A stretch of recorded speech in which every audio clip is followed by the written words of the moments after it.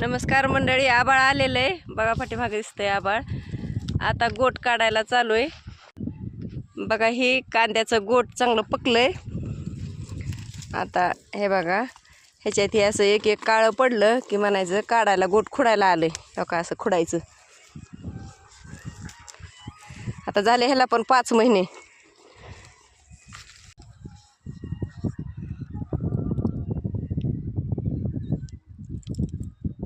हे बघा मंडळी, गोट म्हणजे ही जी ह्याला गोट म्हणतात. कांद्याचं बी तयार होतंय. 5 महिने लागतात पूर्ण ही बी तयार व्हायला. आणि हे वाळल्यावर चोळायचं. तुम्हाला दाखवण्यासाठी एक जरा वाळलेलं बोंड होतं ती चोळले. ही अशा प्रकारे कांद्याचं बी आहे. पुढच्या वर्षी जर कांद्याचं बी कुणाला पाहिजे असेल तर कमेंटमध्ये सांगा. 3-4 किलो तर सहज बी होतं ह्याला.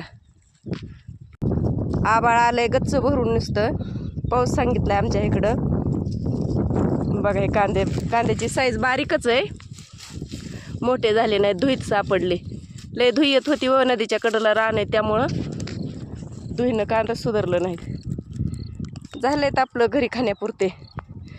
लसूण काढलेला व्हिडिओ काय बनवणं झालं नाही. बघा हे लसणाचा वापर होता इथं. पावसाचं असंच वारं वावदून सुटलं होतं. गुढीपाडव्याच्या दिवशी लसूण काढलेला होता. ही पाटाचं कांदा तेवढं राहू दिलेत. कांद्याच्या वाप्यात एवढी मेथी निघली. आता ही मेथी बडवून घ्यायची. आज सगळं चालर चिल्लर रानातलं काम करून घ्यायचंय. काही मुळ्याचं बी पण आता ठेवायचं अशा शेंगा खुडून. आणि ही करडी काढायला आली. करडी काढून घ्यायची म्हणजे मग सगळं रान नांगरून टाकायला बरं पडतंय. भेटूया पुढच्या व्हिडिओमध्ये. बाय.